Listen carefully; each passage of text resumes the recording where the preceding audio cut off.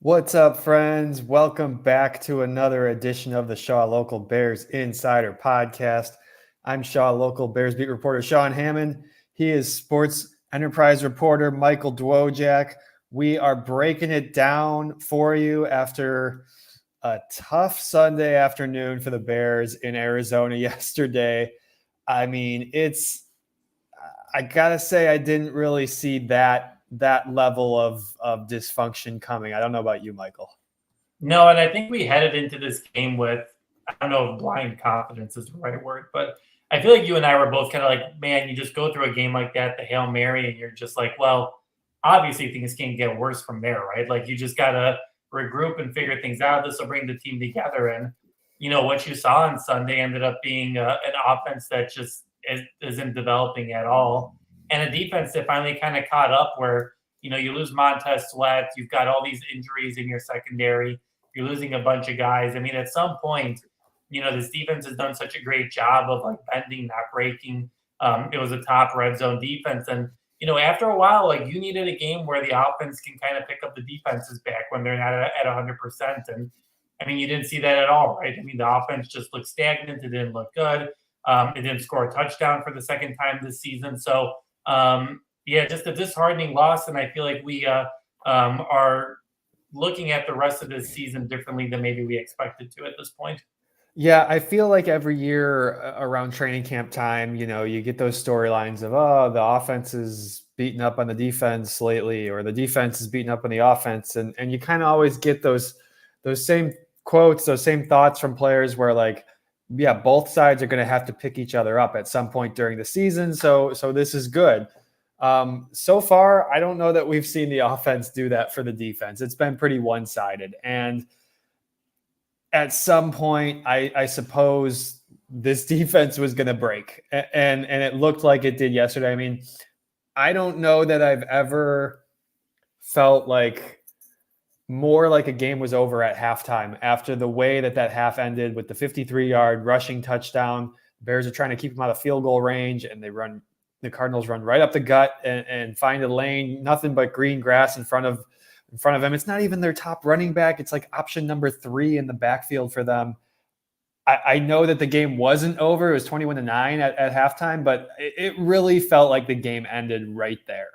No, and like, if you didn't think it ended there, you could probably say it ended on the first offensive drive of the second half, right? Where they just don't look good. They don't like show any momentum. And it's just an interesting thing where, throughout the year, you're like, look for progress. That's like the biggest thing we're kind of seeing. And I wouldn't say that Caleb is fully regressing and this offense is fully, back to where it was against the Tennessee Titans, but it doesn't look too far different, right? Like they can't pick up first downs. They're not good on third downs. And they were going against the defense that you were supposed to pick apart, right? Like the Cardinals had like the third worst pass defense in the league. Their rush defense wasn't too much better, and you just got nothing going against it. So yeah, just a disheartening loss, and kind of a game where you're just kind of like, I don't think there were many Bears fans, even the diehards, who were like heading into halftime, who were like, oh, like they can come back, they can win this game. I feel like pretty quickly everyone's like, well, this offense can't score, more than 29 points. Like there's no way. Yeah, and like they had just scratched and clawed their way to another field goal. It was 14-9. It was a touchdown game, and it felt like there was going to be some momentum there because they were getting the ball after halftime, and that was the worst possible thing that could have happened in that situation. If you're watching with us live on YouTube, first of all, thank you. Do us a favor, hit the thumbs up. That's a great way to support the show. If you're listening after the fact on Spotify or Apple, do us a favor and leave us a review. We would love to hear from you. Thanks as always for supporting the show. You can find all of our Bears coverage, all of our work at shawlocal.com. Head over to shawlocal.com. That's the best way to read our stuff and the best way to support us. Michael, we have to check in on what are the vibes here with Matt Eberflus. I mean, at the end of the day, this all falls on the head coach, and he took some responsibility for that play that we're talking about right now, right before halftime, where he said he had the wrong call for that situation. He had a blitz, was expecting a pass, that backfired. He also took some of the blame for the lack of offense. He said, yeah, that falls on me as well. And And that's great. Like you can say stuff falls on you all you want, but if it doesn't get fixed, then it doesn't really matter. And I know that a lot of Bears fans on social media, a lot of Bears fans who watch that game are pretty upset with the general direction of where this team is heading. What are you thinking at this point in the season? They're 4-4. Obviously, the last two losses were pretty frustrating. Yeah, and it doesn't sound great, right? Like just listening to the players talk, like listening to, the coaches talk. Obviously, no one's like saying like, "Oh, we're done," like we're toast, like there's no way we're going to come back. But I don't know. I feel like there's something about the vibes that maybe I'm just reading too much into. Whether it's like, I feel like we hear a lot about asking about coaching decisions. Whether it's this type of defense that they ran or the offensive play, and I feel like you're hearing a lot of answers of just like, well. That's the play call that they called, and we have to execute it. It's not like I don't feel like you're hearing a bunch of like, yeah, that was the right play call. We just didn't execute it. It wasn't the right way. I feel like you hear a lot of like, well, this is what the call was, and we should have executed, and that kind of stuff. And maybe I'm just reading too much into it, but I feel like, obviously, no one's going to be happy when you lose two tough games like that. So I understand that you're not going to hear like everything's great and all smiles and all that kind of stuff, but even just like in some of the answers that you've kind of seen in the last couple of weeks, interviews, press conferences from both players and coaches, I feel like you're just getting a vibe that, could go very bad very quickly if they don't right this ship around pretty quickly here. Yeah, last week after all the Hail Mary craziness, I think it was on Wednesday, Jalen Johnson was asked about just the team's confidence in Matt Eberflus. Is his team still behind Flus? And his answer was kind of like you just said. Well, he's the coach. Yeah, I'm behind him. And I get that like these guys aren't the ones in charge of deciding who the coach is, but at the same time, that's not exactly a strong endorsement. And I feel like that's kind of what you're saying. Like we heard similar things last year with Justin Fields when he was the quarterback. Yeah, there were some guys who were really strongly, like DJ Moore was really strongly in favor of Justin sticking with the team, but there were other guys where it's like, well, it's not really up to me. He's our quarterback, so we're going with him. And you're getting a lot of that right now when they're talking about Matt Eberflus. And I don't know if that's a good thing. I don't know if you should read that much into it, but at the same time, it's like, it is not a strong endorsement. And no, I don't think that this team is like completely lost. You're 4-4. Your goals are still there ahead of you. Like there is a world in which they can right this ship. At the same time, we all know the schedule is about to get tougher. I certainly thought this was the part of the year where they needed to get out to a 6-3, a 5-4 start if they want any shot at the playoffs down the stretch. And this was a critical stretch, right? Like we've kind of looked at it like a 3-game increment, and they did well. They went 3-0 against the Rams, the Panthers, and the Jaguars. And then this next 3-game stretch, you're like, well, ideally you want to go 2-1, right? Like you can get a couple more wins and you're ready for that. Once you start playing the division. But now if you assuming you beat the Patriots on Sunday, I don't know if I'd assume that, Michael. Well, yeah, that's the thing. Like, you can assume all you want, but let's say you go 1-2. If you go 0-3, I don't even know what the conversation's going. We might have to just do a 2-hour podcast next week if that happens. But you were supposed to go at least 2-1 in this stretch, and now you've lost 2 games. You're scratching to try to get that Patriots win. And then you start going into division, and you've got the Packers, who are not reeling, I would say, but the Lions embarrassed them yesterday, so they're looking to kind of figure things out. The Vikings look like they can still kind of play, and the Lions are one of the best teams in the NFL right now. And you've got I think it's a 12-game stretch where you play all 3. So you got to figure something out here quickly, or it's going to get really ugly really quickly. And I think you're going to hear a lot more comments that might raise a lot of concerns than we've already heard so far. I am already dreading the talk on Chicago sports radio if this team loses. If they have a loss to Jaden Daniels and a loss to Drake May on the resume, it is we're never going to hear the end of it. It is going to be a rough week in Chicago if that happens. Now, I do think that they're the better team. Certainly, I thought that game yesterday was uncharacteristic of the defense. I don't know what's going on with the offense. I don't have a lot of answers over there, but I really do think the Bears defense is a good defense. Now, they were without 3 starters yesterday. I personally was surprised that Montez Sweat didn't play. I thought it was trending that way. I would throw Kyler Gordon in that same conversation. Kyler Gordon talked at the end of last week. I think it was on Friday.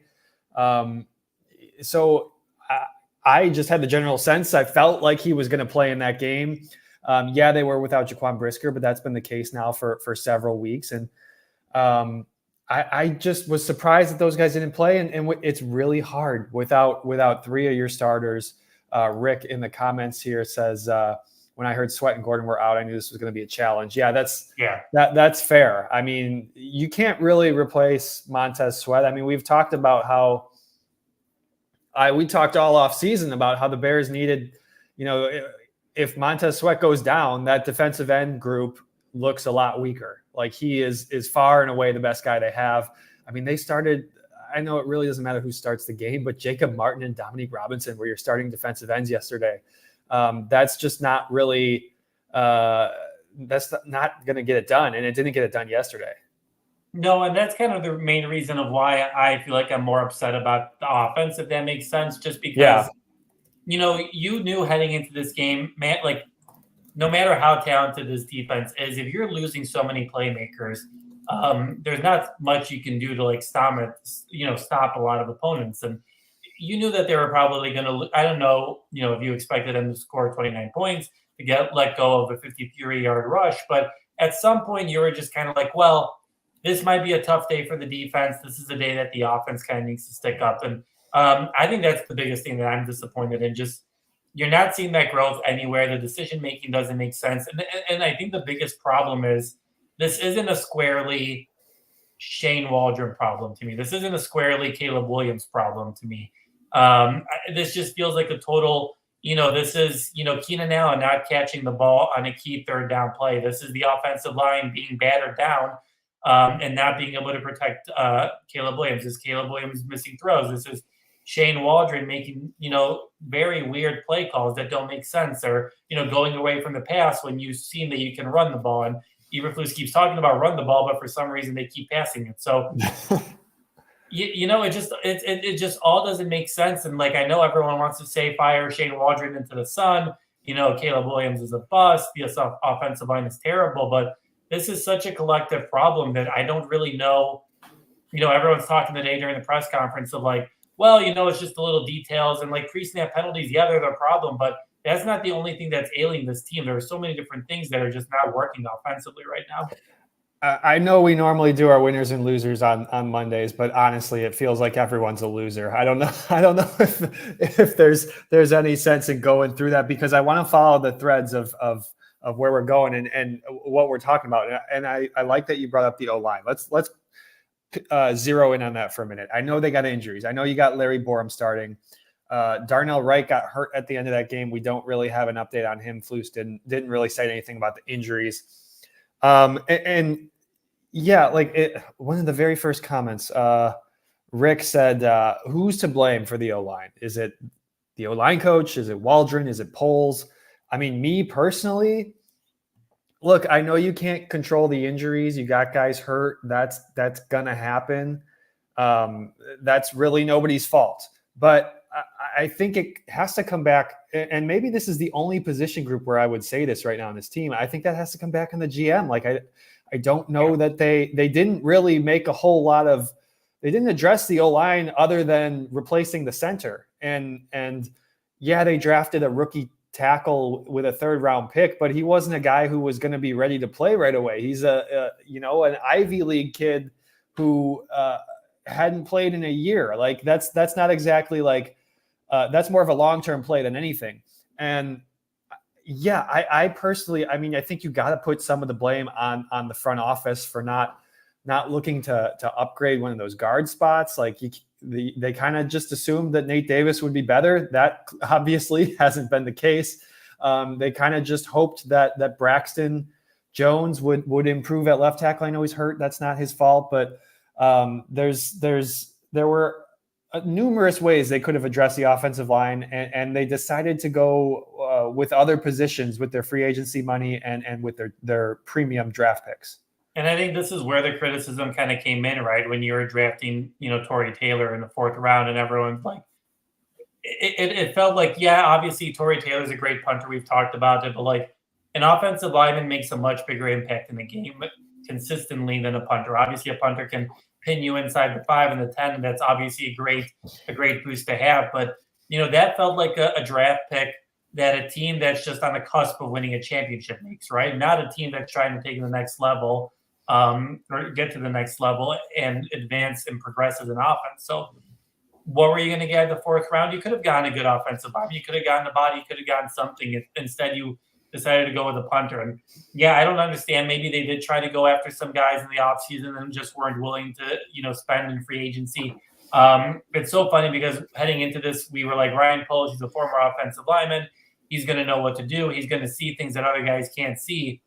And it either seems to be a blind spot for him, or he just is like, I'm going to outsmart the room and I'm going to take a chance on this, on Braxton Jones, or I'm going to take a chance on this guy. And we're going to succeed with guys later in the round as opposed to investing higher picks on them. So, to answer Rick's question, I do think it is, for coaching, I don't know how much you can, there's only so much coaching you can do with the talent you have, right? So if you don't have elite pass blockers, how is that really going to help?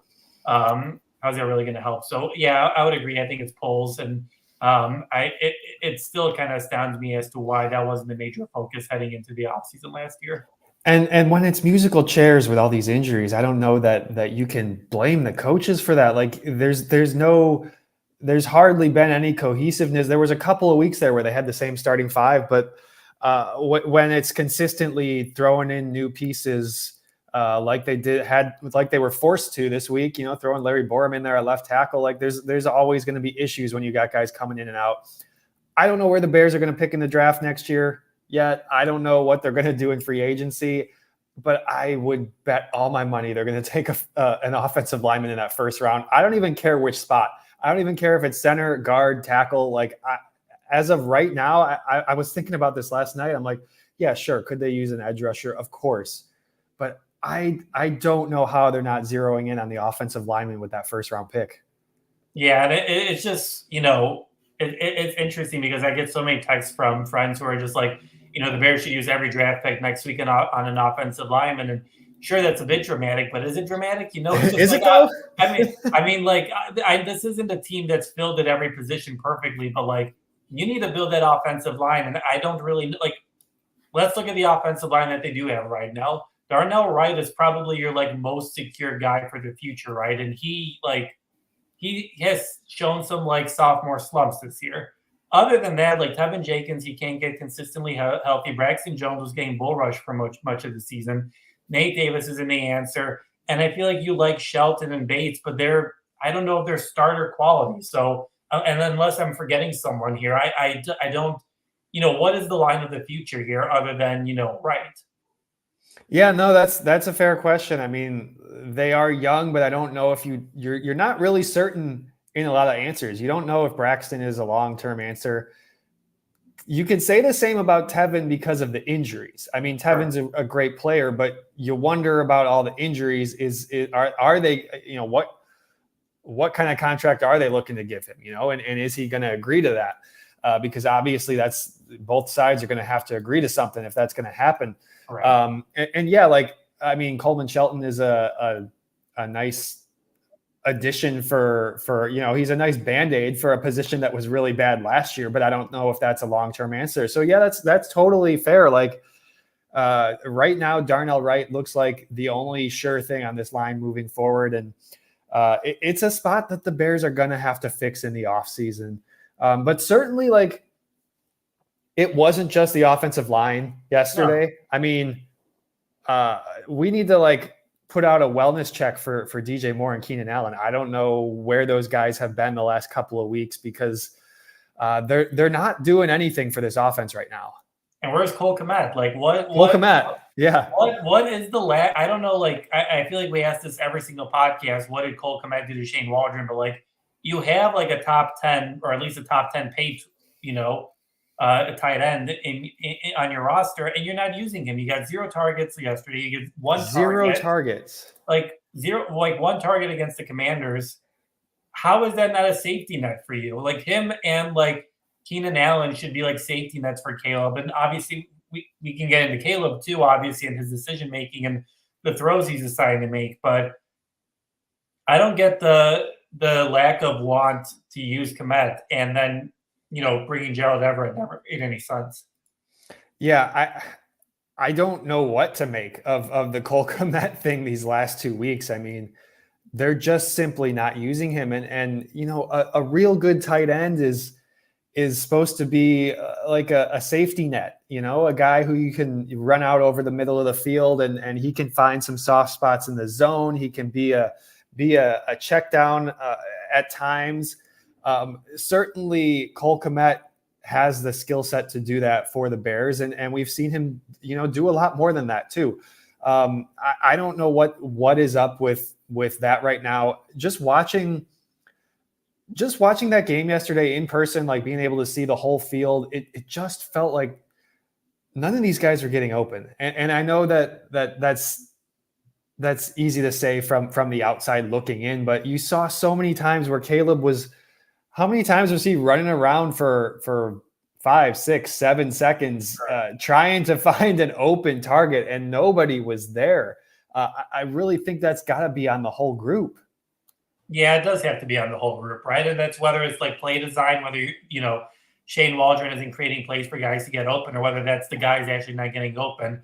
It goes back to our original point, right? Where it just feels like a collective problem where it's not just one person. And Cole Kmet, like I feel like he did a good job yesterday after the game, was just like, I just need to look at the tape and see what I can do to be better and, continue to progress and find ways to get open. But I don't know if there is anything more. Like, I feel like you're just getting a consistent, like, guys aren't finding themselves open. When they do find themselves open, it's for a 2-yard screen. It's, not catching the ball, and it just kills drives. Or then someone like has the pre-snap penalty, and that just that kills the drive too. Or so it's just such a collective problem. And then, going on to the quarterback, after seeing progress for 3 weeks, and I feel like Eberflus was asked this today, and like whether he thought, Caleb was regressing at all. And I don't think you really answered the question.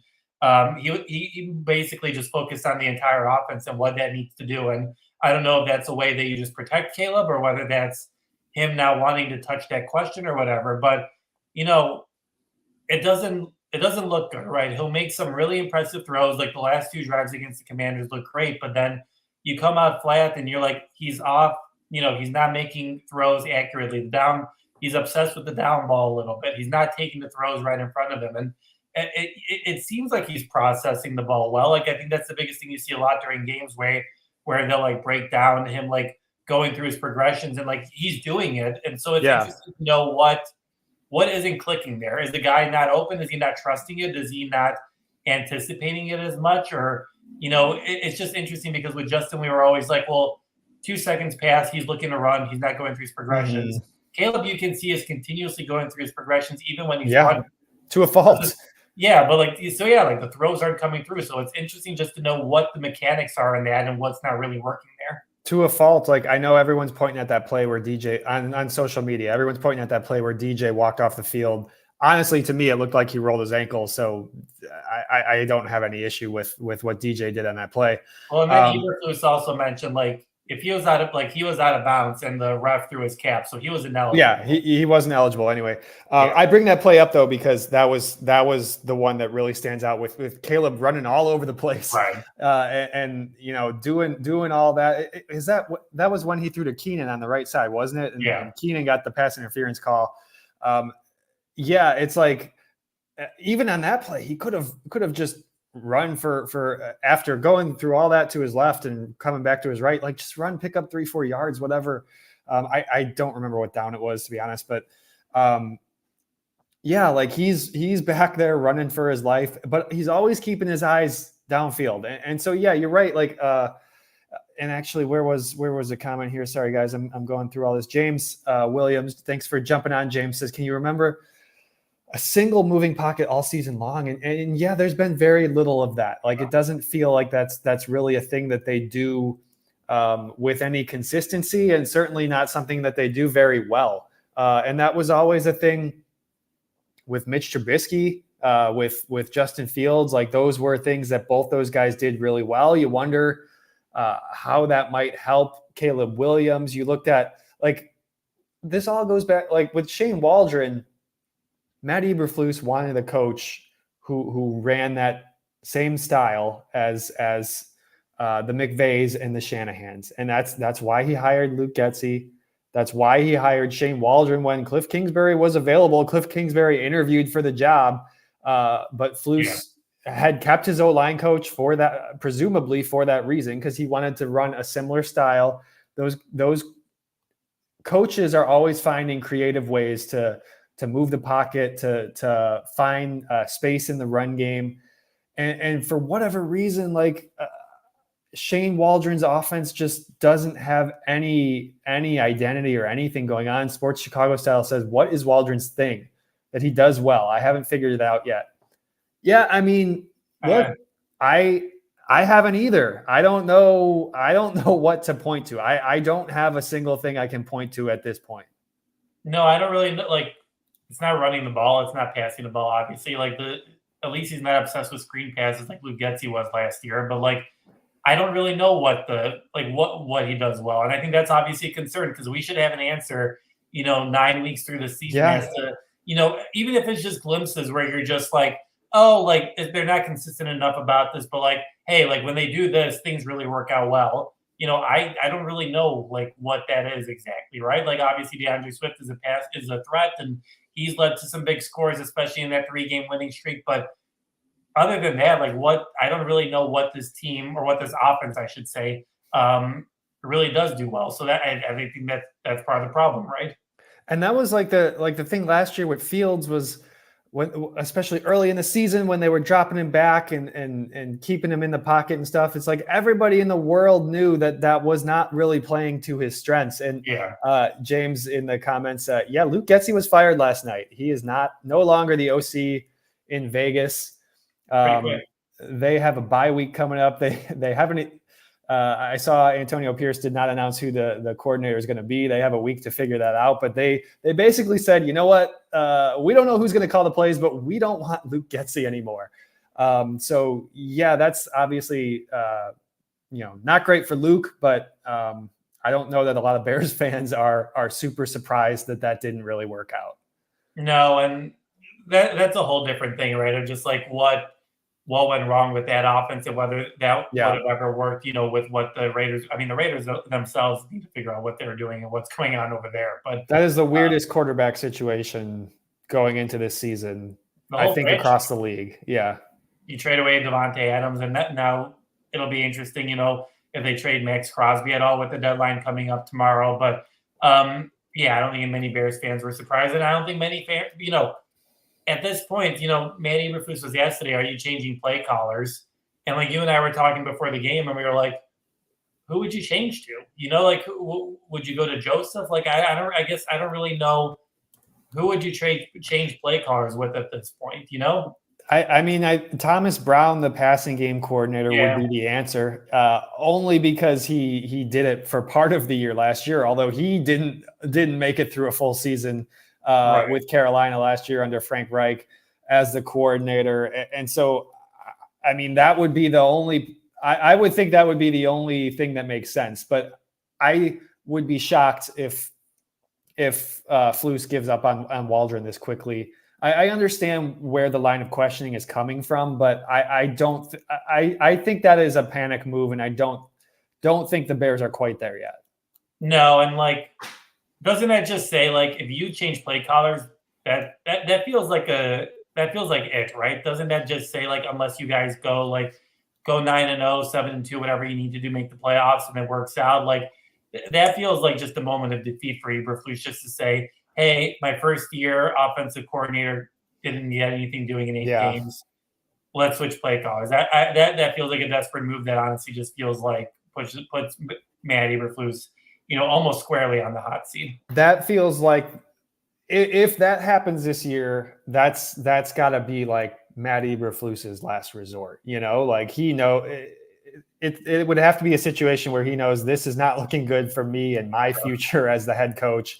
I got to make a change. And I know it's been a tough 8 days for the Bears, but I don't think they're there yet. I think that there's still a lot in front of them. You're 4-4. You beat the Patriots, you're 5-4, and yeah, the schedule's tough. But look, the division games are weird too. Like we've seen, the Bears beat the Lions last year. They could very well go 3-3 through these division games, and I think you would feel pretty good about that with the records that these teams in the divisions have in the NFC North have right now. So weird things can happen down the stretch, and I don't think that it's full on panic mode from Matt Eberflus yet, but it's the meter is certainly moving in that direction. Yeah, and like he was asked, in his meeting with Ryan Poles, is there a higher sense of urgency and that sort of stuff, and kind of hinting about like how he feels, and and the answer was, there's always a higher sense of urgency when you're stacking losses, right? Like when you lose two plus games in a row, people are talking. People are not happy with what's going on, right? And that's going to happen for any team, no matter how good you are. People are going to start asking questions. And, you and I talk about this every week, and I feel like it is a coaching cliche or a player cliche where it's like, it's a long season. We take it week by week. But, maybe this is a 2-game stretch where you figure things out against the Patriots and you somehow get things going against the Packers. That's obviously blind hope. But maybe it does happen. But I understand the questioning for a lot of people where it's just like, we haven't seen it for 2.5 years. What makes you confident that you're going to see it this last half season? But obviously, I think that's the biggest thing. We'll have to see how they respond against the Patriots, the game that we expect them to win. And then, what does that Packers game look like? I think that'll tell us a lot on top of what we've already seen the last couple of weeks. Yeah, that Packers game is definitely gonna be an important one, not just for the standings or whatever, but just an important vibe check, I think, to just kind of see where this team is. Can they get up for a big game against a rival, and can they put all this stuff aside and get back to work? I know you got a game before then. You gotta take on the Patriots. That's not going to be an easy win. I mean, Drake May's been a little feisty lately, or at least he was yesterday. Michael, we always do our winners and losers on Monday. We've talked about a lot of losers already. I think we've hit on a lot of the negative at this point. You have any winners? Is there anything we can take from that game that gives us a little bit of optimism heading forward? Well, Sean, since I do 3 and out, I'm always forced to find the positives even when it doesn't seem happy. So I do have some positives for you. Rome Odunze had a big day, right? He did. He caught for over 100 yards. He had 5 catches. He had a big 44-yard reception that on one good drive that the Bears seem to have. The one drive. So that's good, right? Like you obviously, and that's the biggest thing, right? Like, what is the distribution with this offense? Like, should this be an offense that, you focus more on Rome, right? Or should you, I know a lot of people, I've seen a lot of people being like, well, why do we trade the pick for Keenan Allen? He either hasn't played or hasn't made plays when he has played. So wouldn't it be better if we just have the draft pick and they're able to draft an offensive line? Yeah, I get that. I know that's obviously outcome based right now. I think the process still made sense at the time. But you do need to answer the question of like, do you want Rome more involved in this offense? Mm-hmm. And what is his place in this offense? He's obviously shown you, like, he did well against the Colts. He's had other good games where he's shown that he can make big plays. Does he become your focal point? Does he become, Caleb's number 1 receiver? I know DJ obviously is your most talented receiver and your most athletic player, but does Rome, go to him more, and that opens things up more for DJ and for Cole and for Keenan? So obviously he had a big day, and I'm curious to see whether does that change anything offensively, and whether that makes, Shane Waldron be like, well, maybe we should, involve Rome more, even though I know he got a lot of snaps this week, but should he be more of a focal point as opposed to maybe DJ or even Keenan? A couple of times when this offense has been in a rut, has been struggling, Rome has had big games, including yesterday. And the other example I'm thinking of is in Indianapolis. After those first 2 weeks, the passing game didn't really do a whole lot. Rome had a big game in Indy in week 3. And yeah, it's been like, a little bit up and down in terms of just whether he's having a lot of yards or not, a lot of catches. There's been some good games like those, and then there's been some duds where he's not really involved at all. And I think it's fair to wonder if that's the case. Like, do they need to make a more concerted effort to get him the football? I mean, he is going to be your future. Obviously, DJ Moore is signed for a bunch of years now too after the extension this summer. Those two guys are your wide receivers 1 and 2 moving forward. The Keenan Allen thing is and always has been a bit of an experiment. And I think the returns right now are just so. I mean, he had a big game against Jacksonville, but I don't know that he's really done a whole lot other than that. And I have no problem with that move. Like, yeah, could you have kept a 4th round pick and gotten somebody on a 4-year rookie contract? Yes, but also 4th, 5th, 6th round picks, like, it's still kind of a guessing game if that was even going to be a usable player or not. So I have no problem with the trade. I mean, at this point, though, the way things are trending, it's not looking like they're going to keep Keenan Allen. I would be a little surprised if they were going to pay him after this season, just based on the production we've seen so far. That doesn't mean it couldn't happen, but yeah, like I think you got to keep giving Rome opportunities, because he is your 1st round pick, obviously, and he's a guy who's going to be here for the long haul. He's going to be a focal point of this offense moving forward. And you know what? He and Caleb seem to just have a pretty good connection. Like I said, it's been up and down, but it seems like when they do make an effort to get him the ball, good things happen. Yeah, right. And like, obviously you would expect them to have a connection. Obviously they're the same, they're both rookies, they're going through it together, they train together and that kind of stuff. But you are going to see his worth go up higher and higher. And, he's a rookie, right? He's obviously going to have his highs and lows. You're not going to see great games every week. But I think you've seen flashes from him that have you really encouraged that he was worth a top 9 pick. And, going to the Keenan Allen conversation, unless you have any other good moments from this game, I feel like it's a good segue just to go into. I have nothing. I don't. Reddy Stewart got to play at nickel. That was my other a good punch. I like the punch. Yeah, and he punched out a football. That was great to see, the undrafted rookie getting involved. Obviously, you'd rather have Kyler Gordon in there, but that was good for Reddy. Yeah, but where I was going with that is obviously the trade deadline is tomorrow. There's been a lot of buzz about, do you trade Keenan Allen? Like, do you trade him to a desperate team that needs a veteran? Can you get I don't even know what you would get at this point. What would you get for him? Like a 4th rounder, a 5th rounder, maybe? Like, it's interesting to see, just like, is this kind of a thing where you're just kind of like, well, I think you read the writing on the wall and you're like, this team's not winning a Super Bowl this year. So does it help your team to get a higher draft pick for next year and build upon for the future, where instead of just like, I think they would probably get a comp pick for Allen, right? But if they don't re-sign him, but you would rather get a higher pick. And so I'm curious to know, like, is that the move that Ryan Poles makes, trades Keenan Allen to a team that needs a wide receiver, or whether that ship is passed, and whether at all, Ryan Poles is going to make any moves? Because, the last 2 trade deadlines, he obviously made big splashes. I mean, I think the precedent was set, obviously, in March. The Bears traded a 4th round pick for him for one full season, for 17 games of Keenan Allen. And obviously at this point, you're not going to get that if you're a team trading for him right now. You're getting half of that. I would think that any team that's interested in Keenan would be offering something lower than a 4th, given that, probably like a 5th or a 6th. Now, if a team... and personally, I don't know if I would take that deal. But if a team overpays, if a team does come out and say, a 4th round pick, or I don't know that anybody would say a 3rd round pick, but if somebody does, yeah, you would absolutely have to entertain that. A 3rd round pick, you jump on that. You're you would do that in a heartbeat. Yeah.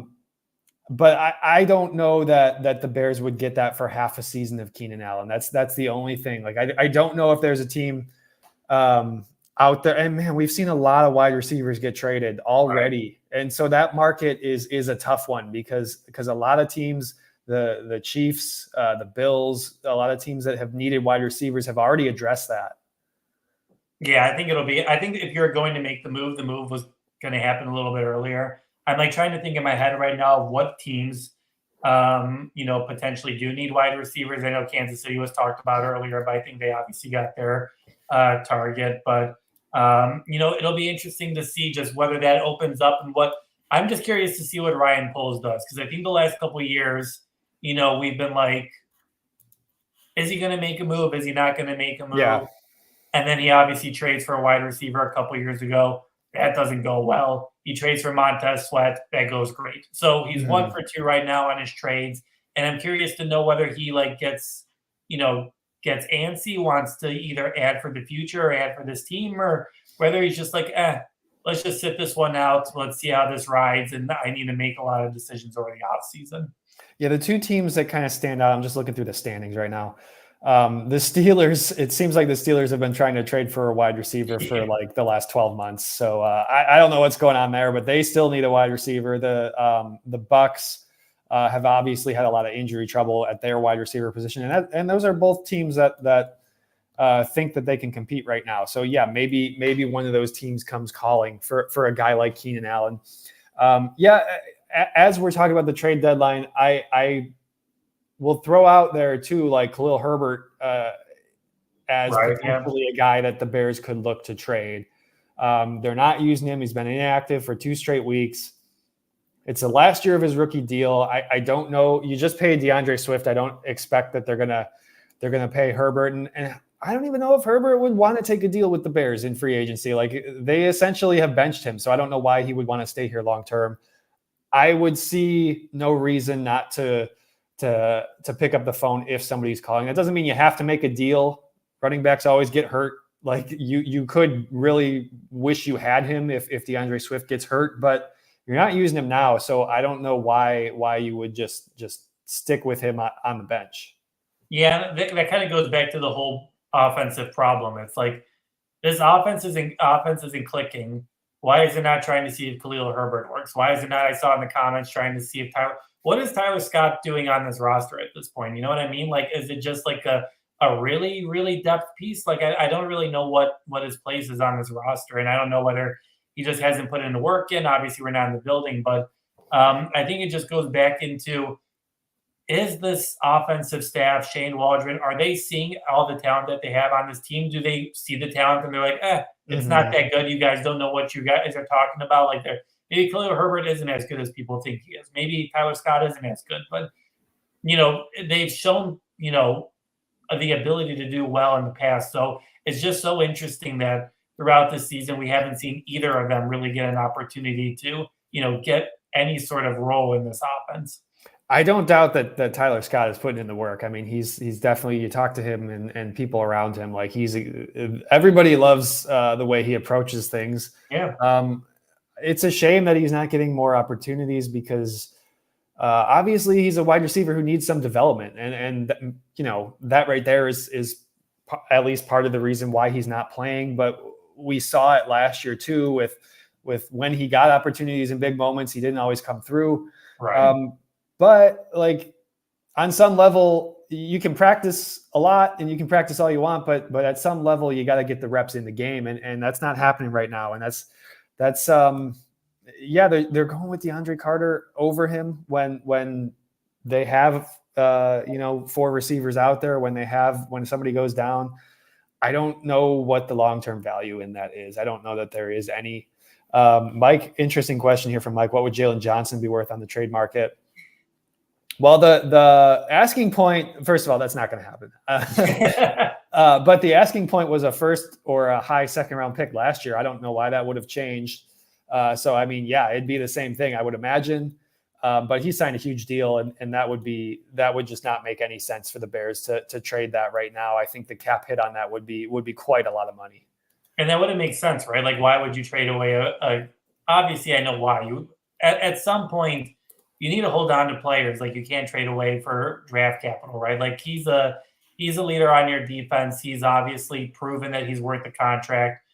He's done, fairly well this season. I understand why Mike wants to ask the question. Obviously, you want to get as many high draft picks as you can and rebuild at different parts of the lineup, especially since you have such a deep secondary. But I do think that secondary would take a really big hit without Jalen Johnson. I like what you have in that secondary, but I think you need Jalen Johnson in it if you're going to compete the next couple of years. Yeah, just one other thought here before we get out of here, Michael. And you brought it up earlier, but yeah, is there a chance that the Bears, we're talking about all these players they could potentially sell? Is there a chance that the Bears are buying somebody tomorrow? I don't. What would you buy, I guess, is the question. That's other than the thing. Offensive line, and no one is going to trade you a good offensive lineman, right? Like, isn't that the thinking around the league, where it's just like no one really has like all these elite offensive linemen? So who are you really going to trade for? And I forget exactly who it was. Minnesota just traded for an offensive lineman last week, and that was actually a candidate that the Bears could have traded for. But I guess I don't know what you trade for. Like, I don't think you give away draft capital for a edge rusher. I think your defense is pretty good. I think you can address that in the offseason. I think your biggest concern is offensive line, and I don't know if you're going to be able to trade for a top offensive lineman that a team like – it's hard to find offensive linemen, obviously. So I don't think teams are just going to willingly give away an offensive lineman for a first-round pick because they want to have that lineman for their future. I'm with you. I don't really see the Bears buying. Sure, maybe a small deal for something minor, but I don't see this being quite the same trade deadline that we saw from Ryan Poles his first 2 years. With the deal last year for Montez and a couple of years ago trading Roquan, trading for Chase Claypool. I don't see the Bears being that active. I really think that they feel like, I mean, yes, like, would you look to add more pieces on that O-line? Absolutely, certainly. Yeah. But as you're saying, I don't know what's out there that's really in their price range because they're not in a position to be giving up first, second round picks. I don't think. I mean, yeah, you have 2 second-round picks, but I think you'd rather use both of those. Personally, the way this team is looking right now, you need more young talent. I don't see them buying really at all. I don't know what other for pretty much every other position. I think they gotta feel like the answers, at least for this season, with what they have, like their answers are guys need to perform better, and we need to put them in better positions. Yeah, and I think that's really what it comes down to for me. Yeah, and I think that's the bigger reason why. Like, excuse me, I think that's the biggest reason why I think the Bears just kind of stay pat this year, unless someone like comes in out of the blue and is just like, hey, want a 4th round pick for Keenan Allen? Hey, want a whatever pick for Khalil Herbert or Tyler Scott? I'm just throwing names out there. If someone's if someone's just going to offer you something and it benefits your future, and you don't think that player has a role on your team in the future, okay, like I think that'll happen. But I don't foresee Max Crosby or Micah Parsons or Myles Garrett all coming to the Bears. So like that's not happening, guys. And if they do, then I don't know. I'm not going to make any proclamations because I don't want to feel like I need to do something stupid. But I don't think that's going to happen. I don't think the Bears are going to be willing to give up what it's going to take to get a big splashy addition like that. And I mean, with the NFL trade deadline in particular, a lot of years there's a lot of big names talked about, and then it's actually pretty quiet on the day of it. And so I think a lot of the big names are probably going to stay put. We'll see what happens tomorrow, and we'll of course be recapping it on Friday. We're going to be back with you guys at 10 a.m. on Friday, as always, to preview the Bears and the Patriots. We've run a little long here, so we got to get running. Thank you all for joining us live here on YouTube. Do us a favor, hit the thumbs up. Head to ShawLocal.com to read all our stuff, and please consider subscribing. That's the #1 best way to support the show. He's Michael Dwojak. You can find him on Twitter at mdwojak94. I'm Sean Hammond. You can find me at Sean_Hammond. This has been the Shaw Local Bears Insider Podcast. Have a good week, everybody. We'll be sure to check ShawLocal.com for any trade deadline news tomorrow. We'll be on top of that as always, and we'll be back with you guys on Friday.